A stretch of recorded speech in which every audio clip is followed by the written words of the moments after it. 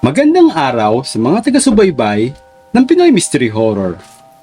Ako si Felisa at nais kong ibahagi ang aking karanasan na tumatak sa akin at sa pamilya ko. Nangyari ito noong dekada 90s sa aming probinsya at hanggang ngayon, hindi ko pa rin lubos maisip kung paano namin napagdaanan iyon. Kapatid ng lola ko si Lola Florentina. Bale, sa mother side ko. Bata at dalaga pa siya ng time na ito. Siya ay kilalang mananahi sa aming lugar. Napakaraming nagpapagawa sa kanya ng mga damit, weddings, binyag, fiesta. Ikaw na ang maging magaling na mananahi. Tiyak na babalik-balikan ka ng mga tao. Pero gaya ng sabi nga nila, hindi lahat ng maganda ay nagtatagal. Walang forever. Simple lang ang buhay para sa kanya. Sa araw-araw, maagang gumigising para simulan ang pananahi. Madalas, kasabay ng tunog ng makinang panahi, naririnig ko ang kanyang mga buntong hininga. Hindi ko noon alam na may malalim pala siyang pinagdadaanan. Gaya na lang ng araw na yon, balisa siya habang nananahi. Tinatanong ko siya lagi kung okay lang ba siya. Oo naman ang lagi niyang sagot pero halata mo namang hindi. Minsan, napatingin ako sa mga braso niya. May mga maliliit na gumagalaw. Tinitigan ko itong mabuti. Kinilabutan ako. Nakita ko ang mga kuto na nagsisigalaw. Halos kiligin ako pero pinigilan ko para hindi siya mapahiya. Lumipas sa mga araw, hindi lang sa ulo ni Lola nagkalat ang kuto. Maging ang kilay niya, kilikili, pati private parts niya, hindi nakaligtas. Nagpa-doktor kami, pero wala ring lunas. Ang pinakamasama, kumalat ito sa bahay. Kahit kami, hindi rin nakaligtas sa nakakakilabot na kuto. Dito na nabuo ang haka-haka, ang pangkukulam. Maaaring isa raw sa mga matinding dahilan kung bakit naipakulam si Lola Florentina ay ang isang kamag-anak na lumapit sa kanya para mangutang. Si Lola Siling, isang malayong pinsan. Madalas itong humingi ng tulong kay Lola kapag ipit. Palibhasa'y babait at papagbigay si Lola. Ilang beses na niyang pinautang si Lola Siling noon. Pero dumating ang araw na kinakapos na rin si Lola. Lalo pat, kailangan niyang bumili ng maraming tela para sa mga bagong order sa kanyang tahian. Sang-ayon pa sa kanya, noong huli nilang pagkikita, lumapit si Lola Siling at muling humiram ng pera. Florentina, baka naman pwede mo akong pautangin kahit konti lang. Matindi ang pangangailangan ko. Malambing na pakiusap nito.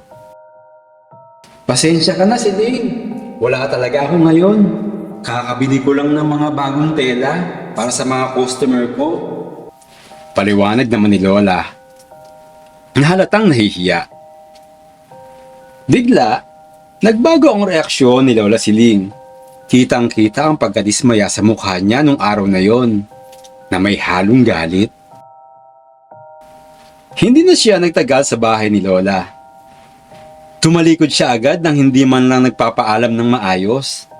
Matalim siyang tumingin kay Lola Florentina bago siya tuluyang umalis.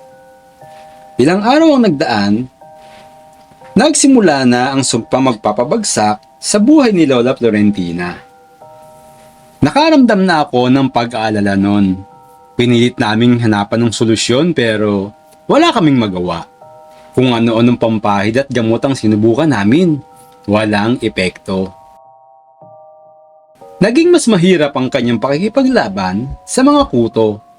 Para bang nagkaroon na ito ng sariling isip. Sa kanyang katawan, kumalat rin ito na parang salot. Unti-unting bumagsak ang negosyo ni Lola Florentina. Dati-rati, araw-araw, ay may pila sa tahian niya. Mga suki at bagong kliyente na nagpapaayos ng kanilang mga damit.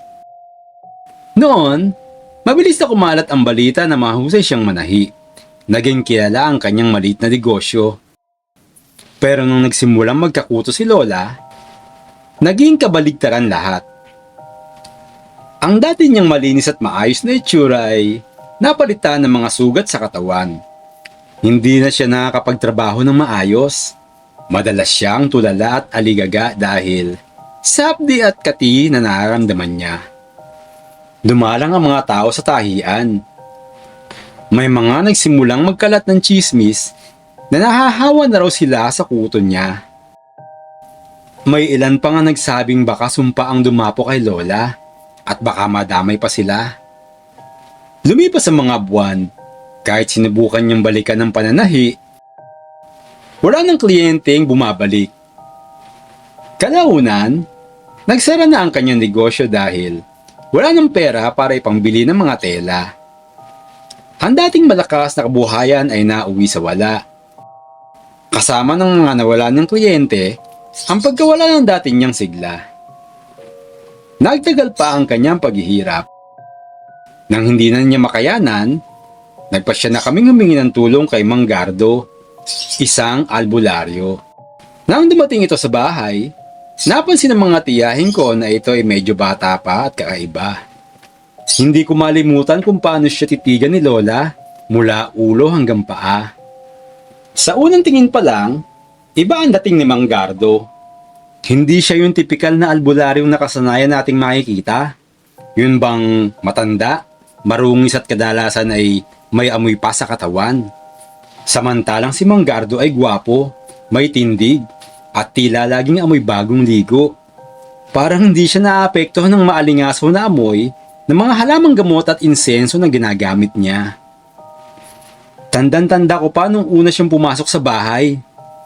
Para bang may pumasok na aktor sa pelikula. Singkit ang mga mata niya, na tinernohan ng mga ngiting mapang-akit. Hindi nga makapaniwala si Lola nung una na isa siyang albularyo. Kasi parang pamodelo ang itsura, tulad ng mga maniki na gamit niya sa tahian. Ang paraan niya ng panggagamot ay kakaiba rin.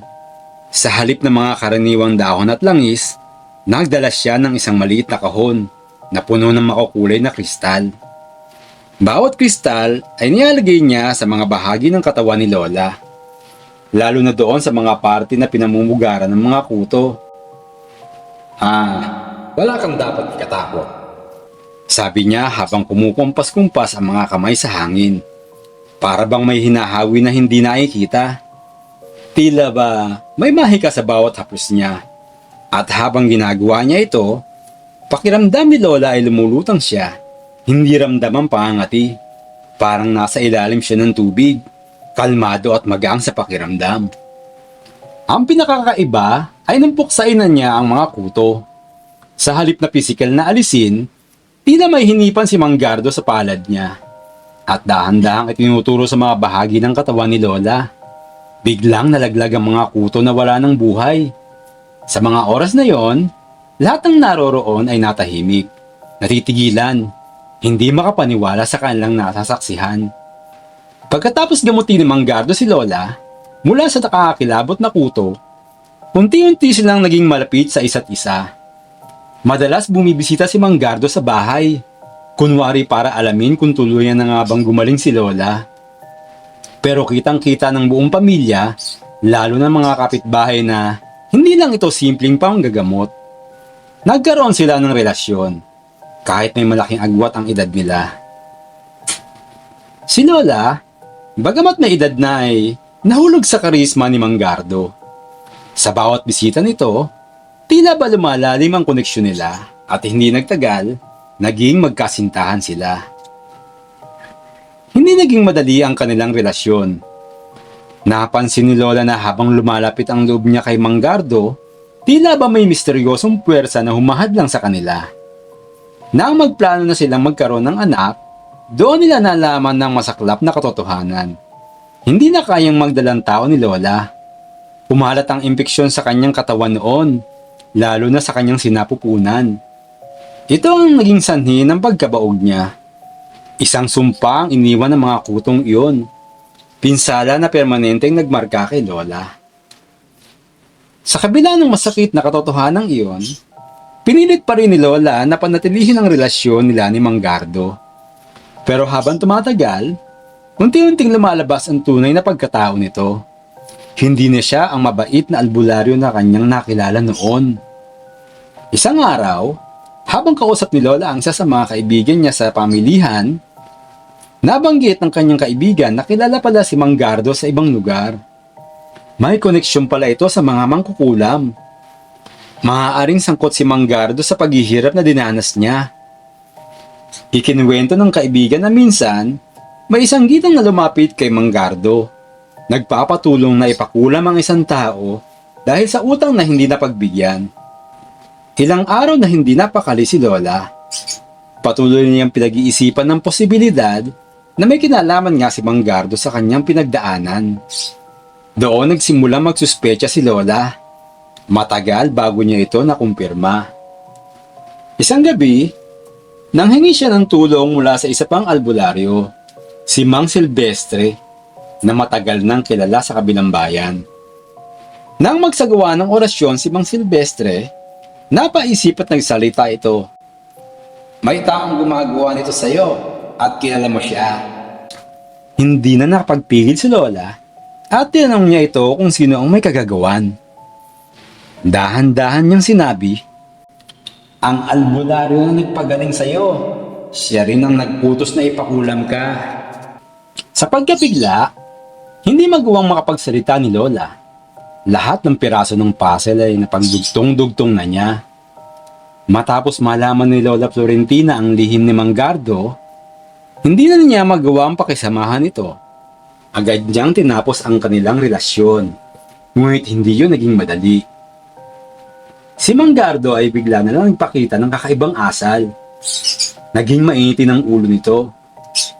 Minsan, nagbabantang may gagawin na hindi maganda sakaling siya ay lalayuan ni Lola. Nanindigan si Lola. Alam niyang wala na siyang puwang sa buhay ng lalaking ito, lalo na matapos matuktasan ang kasamaan sa likod ng kanyang mga ginagawa. Isang araw, bigla na lang naglaho si Mang Gardo. Wala nang nakabalita sa kanya matapos noon. May sabi-sabi na lumipat siya sa ibang bayan at nagpakalayo-layo. Ang iba'y sinasabing bumalik daw siya sa probinsya kasama ang mga kaibigang mangkukulam. Gayunpaman, wala nang tiyak na balita tungkol sa kanya. Si Lola Siling naman, nabalitaan ng mga tao sa bayan na siya ang may utos kay Mang Gardo ng pagpapakulam kay Lola Florentina. Kaya't maraming umiwas sa kanya. Nawalan siya ng mga kaibigan, maging ang mga kapitbahay niya ay nagdadahilan para hindi siya makausap.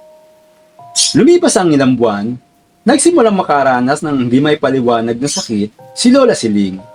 Ang katawan niya ay nanghina at tila may kung anong mabigat na sumpa ang bumabalot sa kanya. Balita ng mga kapitbahay, madalas daw ito makitang nakatulala, may kinatatakutan. Hindi nagtagal, siya ay natagpo ang patay sa kanyang bahay. Mag-isa at walang sino mang pamilya o kaibigan ang tumulong sa kanya. Si Lola Florentina ay nagdesisyong muling bumangon at ipagpatuloy ang kanyang buhay. Nag-focus siya ulit sa kanyang mga pasyon, ang pananahi. Nagsimula siyang makakuha ng mas maraming kliyente kaysa sa dati. Ang kanyang kausayan sa pananahi ay nagbigay sa kanya ng bagong pagkakataon na kumita. Bumalik ang dati niyang sigla. Naging matagumpay si Lola sa kanyang negosyo. Nakabangon siyang muli. Sa kanyang mga bagong kliyente, nakilala niya ang isang lalaki. Naging kaibigan niya ito. Nagbigay ng inspirasyon kay Lola upang muling buksan ang kanyang puso sa pag-ibig. Siya si Lolo Peping, lokal na sastre na may pagmamahal din sa sining ng pananahi. Masaya ang kanilang naging pagsasama. Pinagsaluhan ng mga pangarap. Natutunan ni Lola Florentina na ang pagsubok noon ay bahagi na lang ng kanyang nakaraan. May bagong simula na nag-aantay sa kanila. Sa huli, nagdao sila ng kasal ni Lolo Peping. Ang aming pamilya ay muling natipon, puno ng saya at pag-asa. Hanggang dito na lang po ang aking kwento, Tito Val. Salamat sa pakikinig at more power sa inyong channel. Muli, ito si Felisa, nagpapaalam.